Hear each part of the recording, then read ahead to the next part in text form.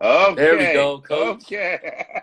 Man, you're doing high tech for me, man. I don't even know what happened right there. I don't even know how I got in here. You know what, What's coach? good? What's good? I'm good, man. How you doing? Man, I'm lovely, man. I'm rocking your I gear. I'm in love my it. office. Hey, I So appreciate you. Hey, now that you are on this live, just for that, I'm gonna send you a couple surprises this week. I appreciate that. Yes, sir. I I appreciate you rocked out of rocking the my shirt. practice.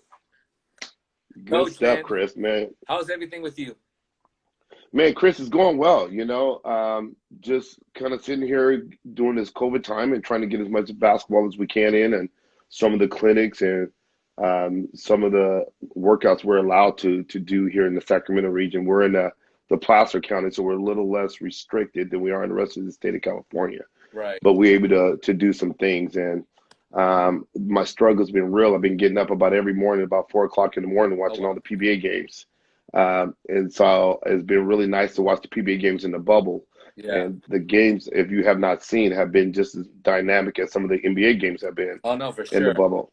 Yeah, it was really exciting, and got to see Calvin. Uh, uh, Play again. he played again last night. Yeah, Yeah. so kind of get to see him out there, and hopefully he does some turnaround things since he left the Alaska franchise. And so it's been good, man. But hopefully we can get some back to some normalcy. I'm keeping my antennas connected, as you well know, in the Philippines, and Absolutely. I'm looking forward to potentially heading back over there in the near future. Absolutely. Well, Coach, thank you for jumping on today. Obviously, as you know, this is a platform for all Filipino Americans and Filipinos across the country and across the world, really just trying to showcase not only athletes, but coaches, people who's been involved with Philippine basketball, just like yourself.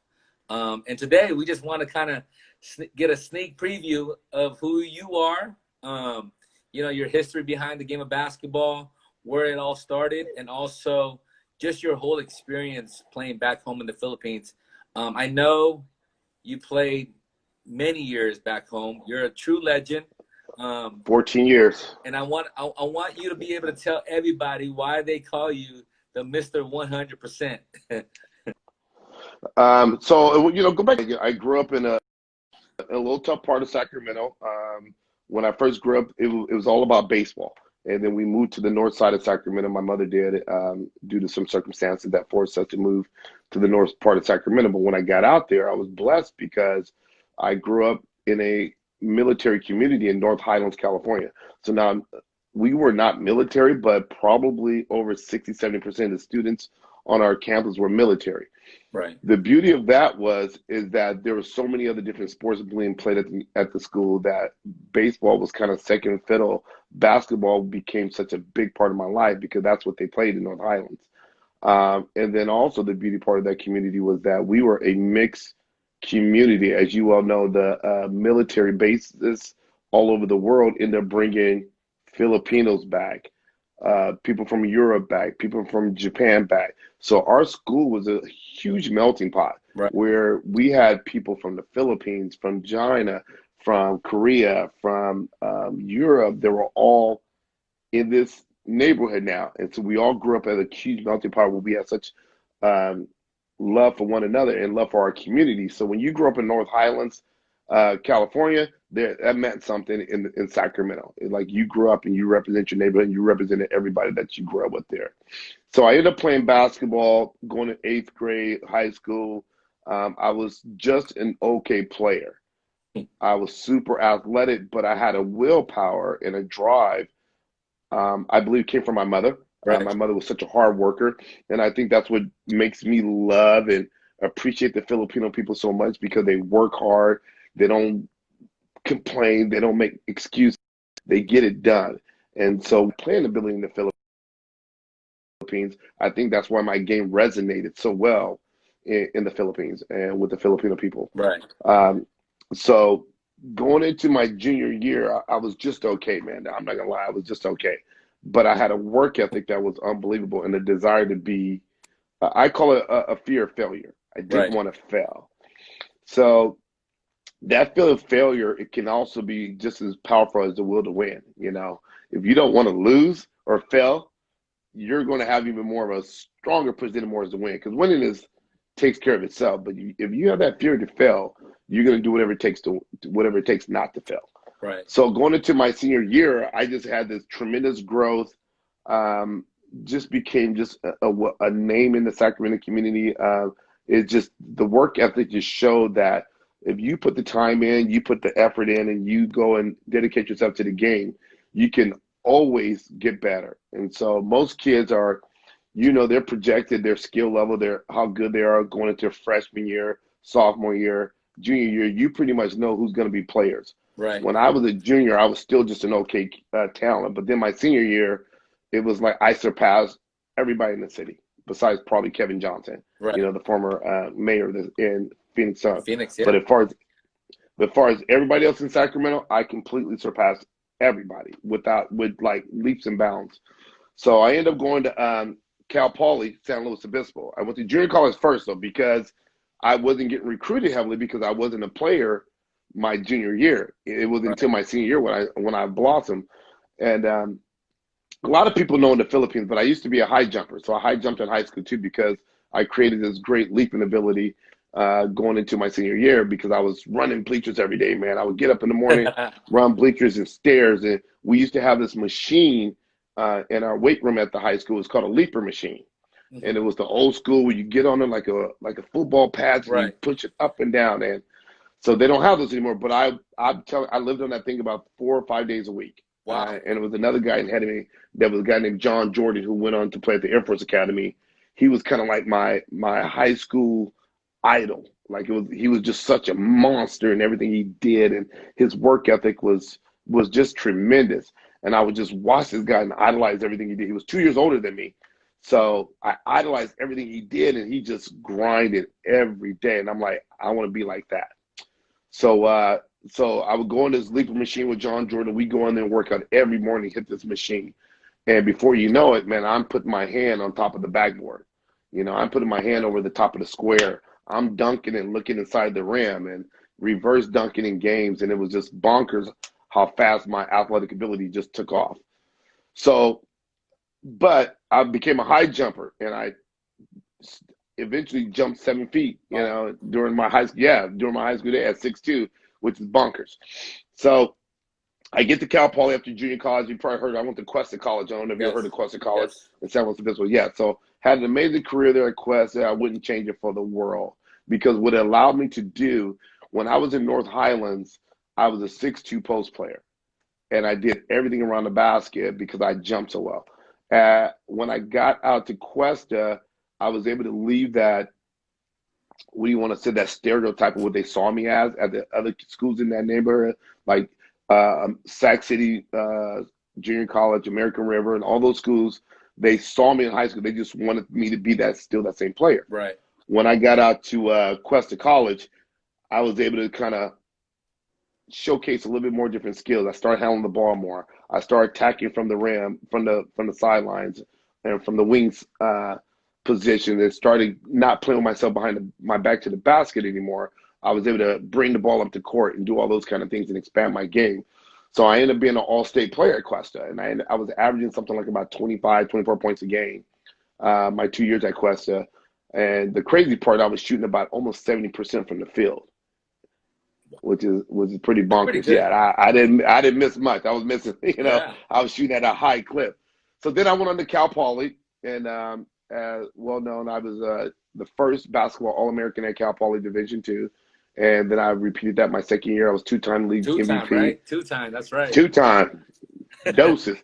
Dalawa talaga. So, and then I went on to, because of my two-time All-American at Cal Poly and two-time league MVP and two-time championship, I was able to go over to this tour team over to the Philippines. Right. I had never in my wildest dream thought I would ever go to the country of the Philippines. Right. Ever. And that, Coach, that was the Los Angeles Jaguars, right? Part of the IBA. Yeah, well, that was the second time. So the first time we went over as the IBA All-Stars. So they were trying to start this league, a 6'4", 6'5" under league in the United States. And we did for about 5 years. The league lasted for a while. And so you had to make this All-Star team. It was called the IBA All-Stars. Right. So I got invited because of my success at Cal Poly. Right. So I So I made the All-Star team. We go over to Korea first. And I think we were like one of the first games that was actually on ESPN. And I even have the videotape. It's pretty sick. And it's pretty nice to watch and go back and watch these games. And then we went over to the Philippines. And so I get over there and, legend story, was able to beat Billy Ray Bates in the slam dunk contest. And I became a folk hero over there once you beat the Black Superman. Yeah. So then the next year, I get a call from we go over for the Jaguars now, the LA Jaguars.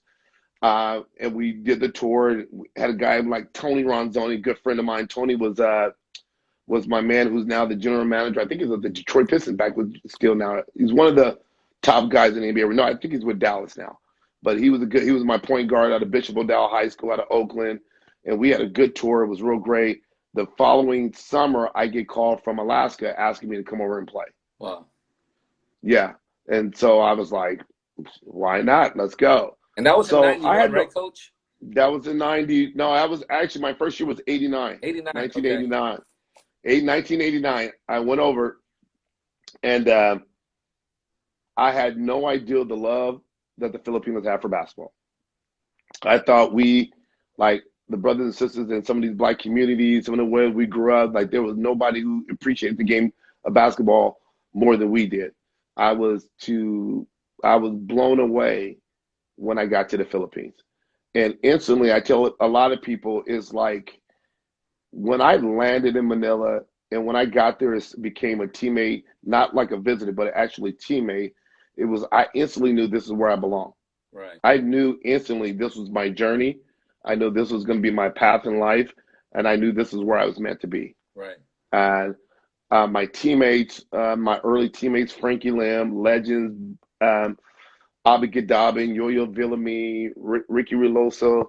I played with my man Bong Hawkins and Bong Alvarez. I'm sorry, Bong Alvarez and Rick Murata and I'm missing one of them. You played with Jaworski? I played against Jaworski my first year. I played against the Senator. And Boy Kabahu, that's what I'm trying to think of. Boy Kabahu is one of my favorite teammates of all times. So that was my first year there, and they were all rookies at the time. And Coach Eric Altamirano. So those guys were all rookie my first year. So we had an all-rookie team my first year in the Philippines in 1989. So we took the third place. Back then, winning the third place was such a big thing and accomplishment in the PBA because it was so hard to make it into the championship because it was only like 8 or 9 teams. Right. And it was cutthroat. You had to be on your game every night. And it's still that way. Yeah. Right? The PBA is a tough league. When you go through an elimination round where you play one team once, whether you win or lose, you never get that game back. Yeah. So and you're going to play everybody once, and so you're going to get 10 games in.